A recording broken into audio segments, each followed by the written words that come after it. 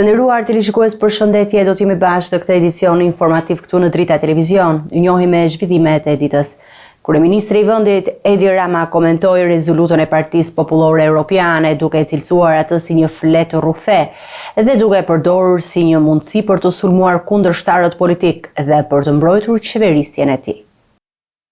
Kryeministri Edi Rama e konsideroi rezolutën e Partive Popullore Europiane, e cila kritikoi qeverinë e tij si një shenjë të humbjes për Partinë Demokratike. Gjatë një bashkëbisedimi me qytetarët në rrjetet sociale, Rama e përshkroi këtë akt si borinë e parë të humbjes që ra në një mbledhje të zhvilluar në Spanjë, ku sipas tij ishin mbledhur partitë motra të kënetës. Duke u nisur nga buria e parë e humbjes që ra dje buria në një mbledhje diku në Spanjë, ku ishin mbledhur partitë si motra e kënetës, që u ka mbetur këneta mes tyre dhe s'dina se ato që të bëjnë, dhe këneta kaloi nëpër tavolina një fletrufe, siç ndodh në konferencat e partive.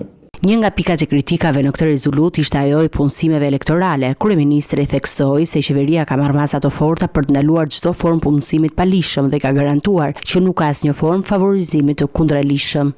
Kohë përpara, qeveria ka nxjerrë një vendim dhe ka ndaluar të gjitha llojet e punësimeve, gjë që nuk e kërkon ligji, por e ka bërë qeveria. Pra, prokurime jo favorizuese, po s'ka fare, as favorizuese, as jo favorizuese, emërimit ilegal të kryetarit të bashkisë, mos di cili është emërimi ilegal, siç ndodh në gjitha këto raste, ka një nënkryetare që bën detyrën e drejtimit të bashkisë dhe që e ka marrë detyrë sipas të gjitha rregullave me delegim. Ndërsa për përdorimin e parave publike për lobime të huaja, ai e quajti kontratën lobuese të Partisë Demokratike një mashtrim të pasqyrës politike.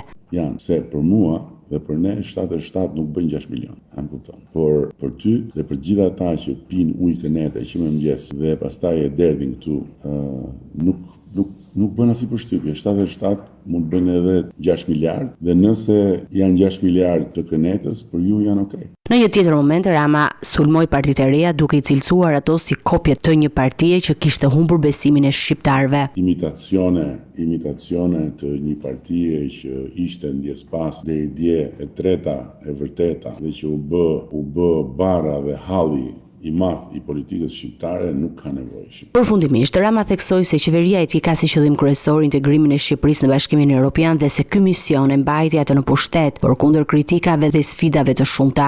Ai u shpreh bindur se shumica e shqiptarëve ishin të kënaqur me arritjet e tij dhe se përkundër pengesave politike ai kishte mbështetje të fortë për vazhdimin e procesit të integrimit. Kryeministri Edi Rama i dedikoi ditët e fundit të fushatës për të theksuar arritjet ekonomike gjatë qeverisjes së tij, duke e shoqëruar këtë me akuza ndaj kundërshtarëve politikë dhe partive të reja. Rama tha se kontrata e lobimit Partisë Demokratike mund t'i shërbente më shumë kësaj force në programin e saj. Në një periudhë ku ekonomia është ndruar në një nga faktorët më të rëndësishëm përcaktues të votës së elektoratit, kryeministri Edi Rama ka përdorur ditët e fundit të fushatës për të prezantuar arritjet e tij në fushatën ekonomike, duke u bazuar në shifra. Ai ka theksuar se borxhi publik është ulur në 54% dhe ka premtuar se do të arrijë në 50% në vitet në vijim. Ndërkohë që borxhin publik e kemi ulur në një normale prej 54% dhe projekcioni ynë është që në Shqipërinë 2030, kur do të jemi dhe antar të Bashkimit Evropian, do ta çojmë në 50% me një minus të lehtë nën 50%. 25% e njerëzve, subjekteve që kishin kredi nëpër banka nuk i shlyeri dot. Dhe 25% është momenti kur ndizet drita e kuqe dhe sistemi bankar rrezikon të bjeri. Dhe për këtë arsye unë them që shqiptarët, duke bërë bashkë në 2013, shpëtuan Shqipërinë nga një humner e dytë pas asaj të 97-s. Dhe për këtë, përveç cisurisë ekonomike, ai ka përballuar edhe akuzat dhe ofertat e kundërshtarëve të tij politik, duke i krahasuar me historikun e qeverisjes së tij dhe duke nxjerrë në pa kontratën lobimit në Shtetet e Bashkuara. Kur kapen keq këta të kënetës, jo ata të mëdhenj, po ata të vegjëlit që ushqehen, që pinë në mëngjes ujë kënete para se të bëjnë komente në për rrjetet sociale, thonë po mirë më hajde se tani ta gjërat i solli koha, do bëhesh. Po në fakt koha solli dhe 97. Nga 90-ta në 97-ën koha nuk solli në një përmirësim, solli një shkatrim total. Koha nuk i solli 1 milion turist në qarkun e Beratit. I sollën gjithë këto investime dhe gjithë kjo punë komplekse që nga infrastruktura rrugore, 6 milion dollar nga Këneta për të pastruar atë tatuazhin në ballë të non gratës dalin, po ato paratë e tjera për popullin ato nuk dalin. Në lidhje me Partitë e Reja në Garn për zgjedhjet e 11 majit, Rama i ka konsideruar si pengmarrje të politikës shqiptare duke i krahasuar ato me Lëvizjen Socialiste për Integrim. Do me thënë, e kishim një ndjes pas LSI që na ungatruar në përkëmbë dhe u kthye në nyje, në fyt për shqiptarët. Tani, në vend që ta kujtojmë për 1 maj me që është dita e punëtorëve, edhe themi shqyqyr shpëtuam nga këta pengmarsit e vegjël, tani të tjerë thonë do shkojmë zgjedhje parakoshme, kuptoni ju? Me këto deklarata, Rama përpiqet të konsolidojë mbështetjen për Partinë Socialiste duke theksuar se vetëm ky subjekt është në gjendje të sigurojë stabilitet dhe zhvillim për vendin. Kryetari i Partisë Demokratike Sali Berisha zhvilloi një takim me banorët e Librazhdit ku përsolli përshëndetjet e Kongresit të Partisë Popullore Europiane dhe prezantoi programin elektoral të Partisë Demokratike duke e cilësuar 11 majin si ditën e fitores. Takimi i radhës i Sali Berishës në kuadër të fushatës zgjedhore u zhvillua në Librazhd. Përballë qytetarëve ai solli mesazhe që sipas tij vjen nga Kongresi i Partive Popullore Europiane, të cilët përmes një rezoluta i kanë dhënë mbështetje opozitës dhe kanë denoncuar qeverinë aktuale. Ju sjell përshëndetjet më të përzemërta nga Kongresi i Partisë Popullore Europiane, partisë më të fuqishme, që qeverisë sot me 14 kryeministra drejton Komisionin Europian, Parlamentin Europian, të cilët dje votuan me unanimitet një rezolut në mbështetje të secilit prej jush të votës tuaj të fitores Partisë Demokratike dhe denoncuan Edi Ramën, klikën e tij si armiq të egër të votës së lirë të shqiptarëve. Në qendër të akuzave të Berishës ishte dhe drejtuesi politik i Partisë Socialiste për qarkun Tauland Balla, të cilën e akuzoi për lidhje me krimin dhe përfitimet palishme nga pushteti. Tao, çfarë fitoi Tao nga votat tuaja? Tao fitoi 100 milion të fshehura, fitoi pasuri, fitoi emër, më të keqin si baloz krimi në Elbasan dhe në Shqipëri. Kreu i Demokrat u ndal gjithashtu edhe te programi ekonomik i partisë së tij, duke premtuar arritje të menjëhershme të mirëqenies për shtresat nevojshme në 100 ditët e para të qeverisjes së mundshme. 100 ditët e para, miq, ne nxjerrim shqiptarët nga varfëria e skajshme. Dhe jo vetëm kaq, por çdo shqiptari me rrogë të ulët nën 500 euro apo 500 euro. Çdo pensionisti ne japim kartën e konsumatorit me të cilën ai do blej ushqimet dhe gjërat bazë 20% më lirë se të tjerët, çfarë do thotë do marrë në vit 450 euro kompensim. Berisha shprehu bindjen se data 11 maj do të sjellë ndryshimin dhe bëri thirrje qytetarëve të votojnë për Partinë Demokratike, që sipas tij është garancia për integrimin e vendit dhe mirëqenien e qytetarëve.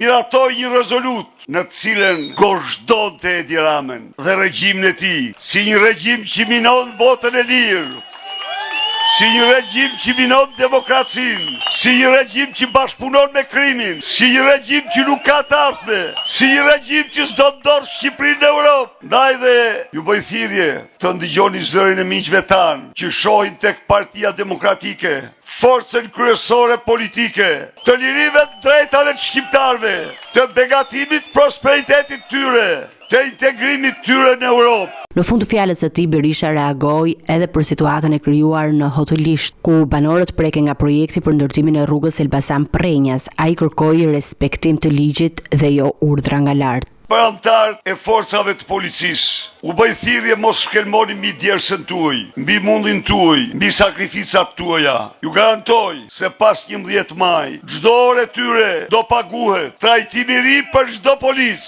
Por mos zbatoni urdhra kriminalësh, komisarësh kriminal që bashkëpunojnë me banda. Zbatoni ligjin, jeni shërbëtor të vërtet të ligjit dhe qytetarëve.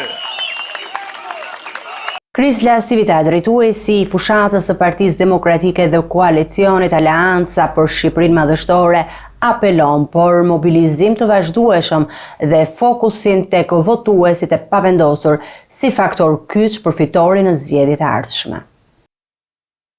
Në prag të zgjedhjeve të 11 maj, Kris Lasivita, drejtuesi i fushatës së Partisë Demokratike, vazhdon të komunikojë me kandidatët dhe përkrahasit e koalicionit Aleanca për Shqipërinë Madhështore, duke theksuar se mobilizimi i votuesve është jetik për suksesin e kësaj fushate. Edhe pse nuk është fizikisht në Tiranë, ai vijon të udhëheq përmes komunikimeve online dhe flet për rëndësinë e mobilizimit në çdo cep të vendit.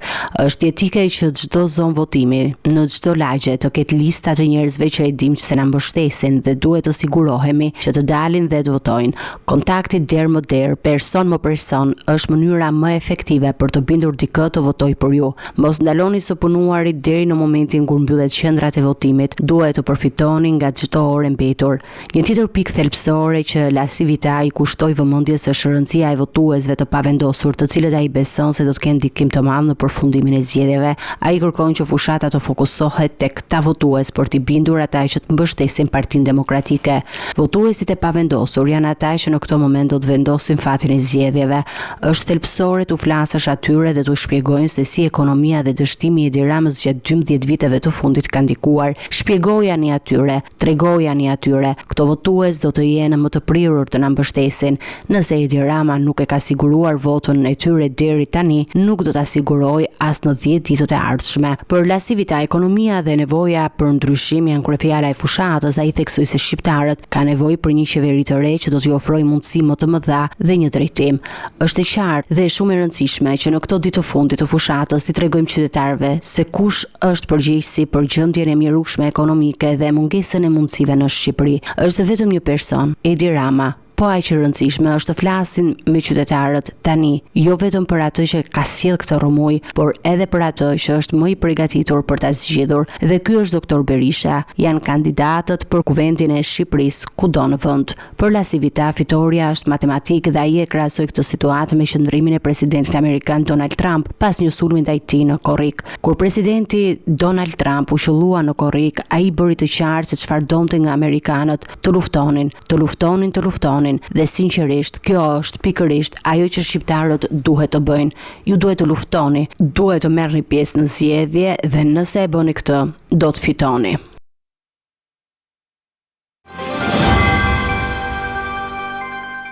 Do të me të tjera zhvillime, gjykata e Vlorës ka lënë në burg Eris Mehmetin, të dyshuar për përkraje të autorit të krimit në atentatin mafios që i mori jetën Renato Hoxhait, që daton me 27 prill në lagjen Hajro Çakëri. Makina e përdorur në ngjarje rezultoi në pronësi të tij, çka ka rënduar dyshimet ndaj të arrestuar. Eris Mehmeti do të qëndrojë në paraburgim pasi gjykata e Vlorës vendosi masën e sigurisë arrest me burg ndaj tij. Ai akuzohet për përkrajet e autorit të krimit dhe sigurimin e kushteve për kryerjen e vrasjes në lidhje me atentatin ndaj Renato Hoxhait, një 58 vjeçar që punonte si roje nate. Në dëshminë e dhënë përpara forcave të policisë, Mehmeti ka mohuar të ketë dieni për krimin. Ai ka pranuar se automjeti i përdorur në vrasje është në pronësi të tij, por ka pretenduar se ia kishte dhënë një miku për ta përdorur, pa i ditur që do të përfshihej në një ngjarje të tillë. Hetimet janë përqendruar edhe në fatin e automjetit pasi dyshohet se pas ngjarjes është shmontuar në ndonjë pikë skrapi ose servisi për të humbur gjurmët. Policia po ndjek këtë pistë duke kontrolluar disa pika në zonën e Vlorës dhe më gjerë. Renato Hoxha, një qytetar pa precedent penal, u vra në mënyrë mafioze mëngjesin e 27 prillit. Hetimet e deritanishme po i trajtojnë ngjarjen si atentat të porositur nga jashtë Shqipërisë, konkretisht nga Dubai, ku dyshohet se fshihen persona të lidhur me botën e krimit shqiptar. Policia dhe prokuroria janë në ndjekje të personit që ka kryer ekzekutimin, ndërsa Eris Mehmeti është i pari që ndalohet në lidhje me këtë ngjarje të rëndë. Një shpërthim me tritol është regjistruar gjatë natës në një apartament në qendër të Elbasanit. Policia ka zbuluar se pas ngjarjes shihej një skeme inskenuar nga vetë pronari i banesës me qëllim përfitimin e azilit në një nga vendet e Bashkimit Evropian. Një shpërthim e lëndë plase ka ndodhur gjatë natës në një apartament në lagjen Partizani në qendër të Elbasanit. Fatmirësisht, në momentin e shpërthimit nuk ka pasur persona në banesë dhe përpasoj janë regjistruar vetëm dëme materiale. Hetimet e policisë zbuluan se shpërthimi ishte inskenuar. Burimet bëjnë me dije se skenari është ideuar nga vetë pronari i apartamentit Arbër Pepa, i cili në bashkëpunim me nipin e tij kishte organizuar vendosjen e lëndës plase me qëllim për të krijuar një ngjarje që do të përdorej si arsye për të kërkuar azil në një vend në Bashkimin Evropian. Tritoli është vendosur nga nga nipi shtetasit Arbër Pepa, në momentin kur ky fundit kishte kaluar kufirin në drejtim të Greqisë së bashku me bashkëshorten dhe fëmijët. Qëllimi i kësaj ngjarje ishte inskenimi për arsye azili. Policia bëri të ditur se Arbër Pepa u arrestua pas mesnatë në përpjekje për t'u arratisur nga vendi, sakaj që shoqëruar dhe nipi i tij, i cili ka rrëfyer për fshirje në ngjarje dhe ka treguar lokalitetin e të afërmit, çka ndihmoi policinë në ndërhyrje dhe të ndalojë në kohë. Grupi hetimor po vijon verifikimin për të dokumentuar plotësisht këtë ngjarje dhe për të konfirmuar përfundimisht pistën e përdorimit të shpërthimit për qëllime të emigrimit palishëm. Një i ri nga Sukthi bie në prangat e policisë pas publikimit të videove kërcënuese në TikTok. Ai paralajmëronte djegjen e një makine të policisë së shtetit dhe përdorte gjuhë të ashpër. Hetimet zbuluan identitetin e tij dhe ndalimi u krye në bashkëpunim me strukturat e krimeve kibernetike dhe antiterrorit. Një 24 vjeçar banues në Sukth të Durrësit është arrestuar nga policia e shtetit pas publikimit të disa videove kërcënuese në rrjetet sociale TikTok. I riu identifikuar me iniciale DF kishte përdorur një llogari false dhe kishte fshehur fytyrën me maskë ndërsa bënte thirrje për akte dhune dhe paralajmëronte publikisht djegjen e një automjeti të policisë. Në një prej videove ai kërkonte që qytetarët ta ndiqnin drejt për drejt në momentin që do të kryente veprimin ekstrem. Pas monitorimit të rrjeteve sociale në bashkëpunim me platforma digjitale, Drejtoria për Hetimet e Krimeve Kibernetike arriti të identifikojë autorin dhe të ndërhyjë në kohë për të parandaluar realizimin e ngjarjes. Ndalimi u krye në bashkëpunim me njësinë rajonale antiterror në Tiranë dhe policinë vendore të Durrësit. Policia njofton se ndaj 24 vjeçarit rëndojnë akuzat për thirrje publike dhe veprime të dhunshme dhe mbajtje pa leje e armëve të ftohta. Në reagimin zyrtar, policia e shtetit thekson angazhimin për të parandaluar çdo përmbajtje të dhunshme që qarkullon në rrjetet sociale dhe i bëri thirrje qytetarëve të denoncojnë çdo rast që mund të cënojë rendin dhe sigurinë publike.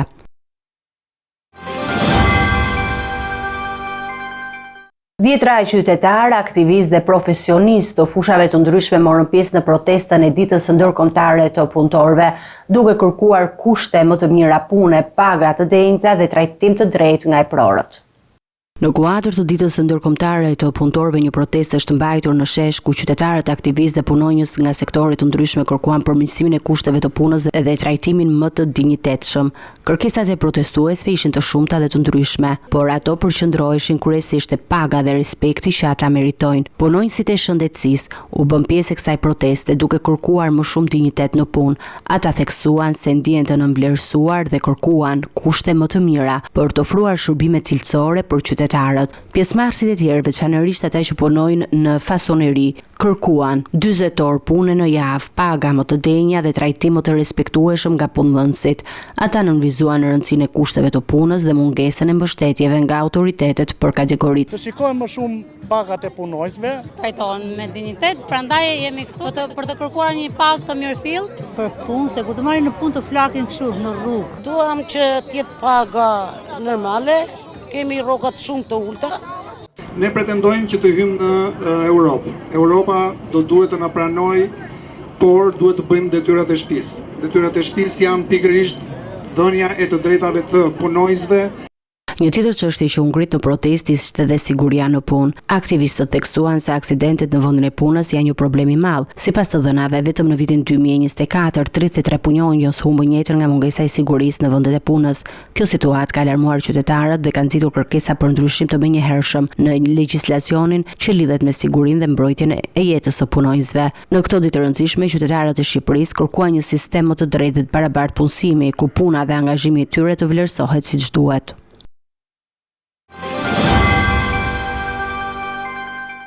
Ecime të tjera zhvillime, kalojmë në informacionet nga rajoni. Për herë të nëntë në radhë, deputetët e Kuvendit Kosovës dështuan në zgjedhjen e kryetarit të parlamentit. Propozimi për votim të fshehtë paraqitur nga kryesuesi Avni Dehari u rrëzua nga partitë opozitare. Kjo solli shtyrjen e mëtejshme të procesit, ndërsa lëvizja vetvendosje nuk paraqiti as këtë herë një kandidat për drejtimin e Kuvendit. Kuvendi i Kosovës ka dështuar për herë të nëntë të konstituohet, pas një tjetër seance të tensionuar që u zhvillua këtë të enjte. Kryesuesi i seancës Avni Dehari propozoi votim të fshehtë për zgjedhjen e kryeparlamentarit, por propozimi u rrëzua nga Partia Demokratike e Kosovës, Lidhja Demokratike, Alianca për Ardhmërinë e Kosovës dhe Lista Serbe.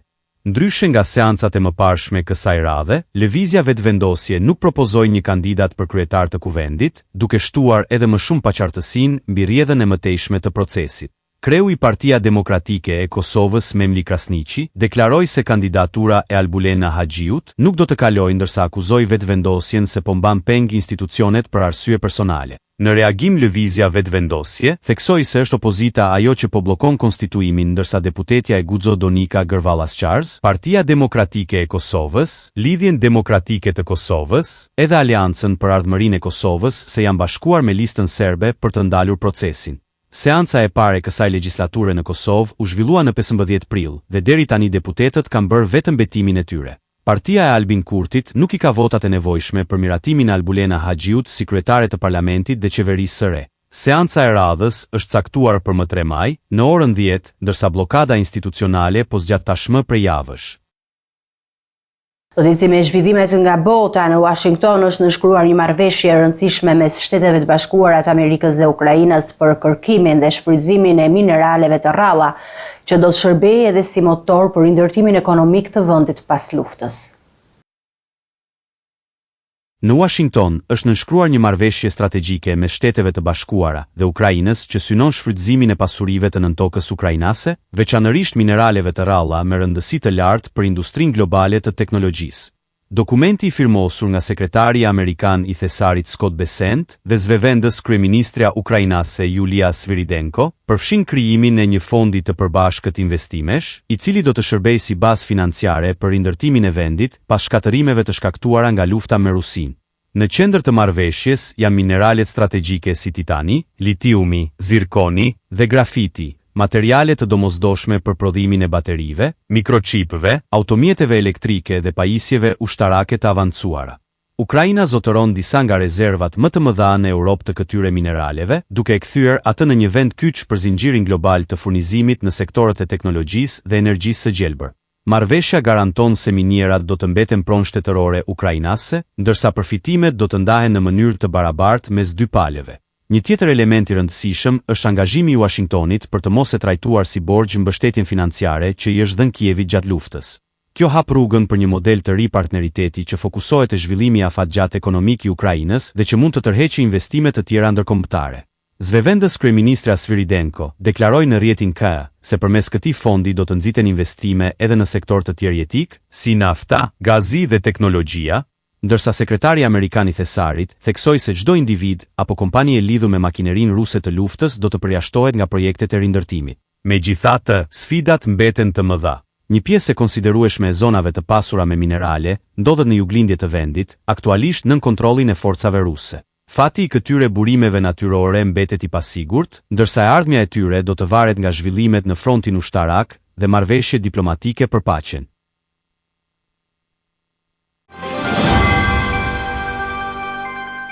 Zjarret të fuqishme kanë përfshirë zonat përreth Jeruzalemit duke shtyrë autoritetet izraelite të shpallin gjendjen e jashtëzakonshme. Moti i tha dhe erat e forta kanë favorizuar përhapjen e flakëve, ndërsa mbi 20 persona raportohen të jenë lënduar. Kryeministri Netanyahu ka hedhur dyshime për zjarrvënie të qëllimshme, duke akuzuar palestinezët për nxitje në rrjetet sociale. Në një situatë që po përshkallëzohet me shpejtësi, Izraeli ka shpallur gjendjen e emergjencës pas përhapjes masive të zjarreve që dhe avionët cistern janë vënë në përdorim për të shuar vatrat më të rrezikshme. Por përtej kushteve klimatike, kryeministri Benjamin Netanyahu ka ngritur alarmin për mundësinë e zjarrvënieve të qëllimshme. Ai kërkoi me një valë të nxehtë të pazakontë. Prioriteti ynë absolut tani është mbrojtja e Jeruzalemit, u shpreh Netanyahu, duke kërkuar ndërhyrje urgjente nga agjencitë e sigurisë, përfshirë shërbimin sekret Shin Bet, për të hetuar burimin e këtyre thirrjeve. Ndërkohë një 50 vjeçar nga Jerusalemi lindor është ndaluar nga policia, pasi u gjetën materiale të dyshimta që mund të përdoreshin për zjarrvënie si çakmak, pambuk dhe substanca lehtësisht të djegshme. Policia po heton nëse ai është i përfshirë në incidente të qëllimshme që lidhen me përhapjen e zjarreve. Mediat izraelite raportojnë se situata po ndryshon orë pas ore dhe se disa komunitete janë tashmë të izoluara nga flakët, ndërsa aktivitetet publike dhe eventet festive janë anuluar për arsye sigurie. Kjo ngjarje ka nxitur edhe një herë debatin për kapacitetet reaguese të autoriteteve në raste të fatkeqësive natyrore, si dhe për mënyrën se si tensionet politike në rajon ndikojnë edhe në çështjet e sigurisë mjedisore. Sulmi më i fundit ajror rus ka goditur rënd qytetin Port Odiseas duke shkaktuar viktima në njerëz, dëme të rënda materiale dhe shpërthimin e disa zjarreve. Ukraina raporton për dorimin e 10 dronëve dhe raketave, ndërsa dëmet janë përhapur edhe në infrastrukturën hekurudhore dhe objektet civile. Odesa u bë sërish objektiv i sulmeve ruse herët në mëngjesin e sejntes, kur një valë e koordinuar dronësh goditi qytetin Port në brigjet e detit të Zi. 2 persona humbën jetën dhe të paktën 15 të tjerë mbetën të plagosur, ndërsa goditjet shkaktuan dëme të mëdha në banesa, institucione dhe infrastrukturën rrugore dhe hekurudhore. Guvernatori rajonal Oleg Kiper konfirmoi se goditjet dëmton ndërtesa të larta, banesa private, një shkollë, një supermarket dhe disa automjete. Pamjet e shpërndara në rrjetet sociale tregojnë ndërtesa me fasada të shkatëruara dhe zjarfikës që përpiqen të neutralizojnë flakët në disa lagje të qytetit. Ndër viktimat u konfirmua edhe një punëtor i hekurudhave, i cili humbi jetën në shtëpinë e tij. Autoritetet hekurudhore njoftuan se përveç dëmtimit të linjës së kontaktit, 3 vagona mallrash janë shkatëruar, por transporti i pasagjerëve po vijon sipas orarit, ndërsa për linjat e mallrave po përdoren rrugë alternative. Forcat ajrore të Ukrainës raportuan se Rusia përdori rreth 170 dronë dhe 5 raketa balistike gjatë natës. Nga këto 74 dronë u rrëzuan nga mbrojtja ajrore, ndërsa një pjesë tjetër besohet të jetë neutralizuar përmes teknologjisë së luftës elektronike. Megjithatë, disa mjete goditën objektiva strategjik, duke shkaktuar një valë dëmesh të koordinuara në jug të vendit. Ndërkohë në Harkiv, një tjetër qytet i goditur rënd nga sulmet e fundit, një dron ka shpërthyer në një stacion karburanti në zemër të qytetit, duke shkaktuar një zjarr të fuqishëm dhe panik në mesin e banorëve. Kievi e konsideron këtë një tjetër përshkallëzim të sulmeve sistematike ndaj infrastrukturës civile dhe kritike, ndërsa komuniteti ndërkombëtar vazhdon të dënojë valën e bombardimeve ndaj zonave të banuara.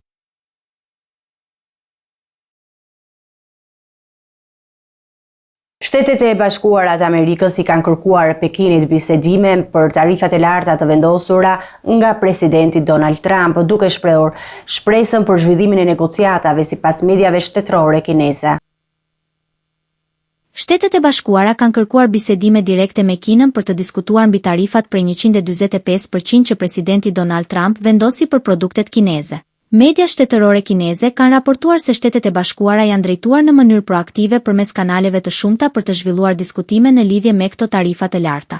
Kjo kërkesë ka ngritur mundësinë e hapjes së Pekinit për bisedime pas një periudhe të gjatë rezistencë ndaj këtyre masave ekonomike.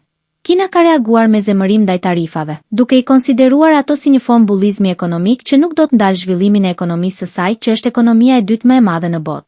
Megjithatë, Kina ka reaguar në mënyrë të veçantë duke përdorur propagandën për të kundërshtuar këto masa ndërsa ka lëvizur në heshtje, për të përjashtuar disa produkte amerikane nga tarifat e saj hakmarrëse, përfshirë produkte farmaceutike dhe mikrochipa. Ky veprim tregon një qasje më pragmatike nga ana e Kinës, duke synuar të zbusë pasojat e dëmshme të tarifave për ekonominë e saj. Pekini ka qenë i vendosur të qëndrojë fort edhe pse efektet afatgjata të tarifave mund të kenë pasoja të rënda për ekonominë kineze, me mundësinë e humbjes së miliona vendeve të punës nëse eksportet e Kinës në Shtetet e Bashkuara bien ndjeshëm. Analistët parashikojnë se rënja e eksporteve kineze mund të shkaktojë një krizë të madhe ekonomike për një shtet që është kaq i varur nga tregtia ndërkombëtare. Kjo ka shtyrë disa analistë të spekulojnë se një ulje e tensioneve mund të vinë në një të ardhme të afërt, pavarësisht se Kina ka treguar një qëndrim të ngurtë ndaj kërkesës për bisedime. Tensionet mes dy fuqive të mëdha ekonomike mbeten të larta, por kërkesa për dialog mund të hapë mundësi për një zgjidhje të mundshme të mosmarrveshjeve tregtare. Në mbar botën, 1 maj njihet si dita ndërkombëtare e punëtorëve, një datë historike që simbolizon luftën për të drejtat dhe dinjitetin e punëtorëve. Në qendër të kësaj dite janë kërkesat për kushte të drejta pune, paga të denja dhe siguri për çdo të punësuar. 1 maj nuk është vetëm një ditë pushimi apo marshimesh simbolike, është kujtesa kolektive e përpjekjeve të vazhdueshme të punëtorëve për të fituar të drejta që sot mund të duken zakonshme, por dikur janë fituar me sakrifica.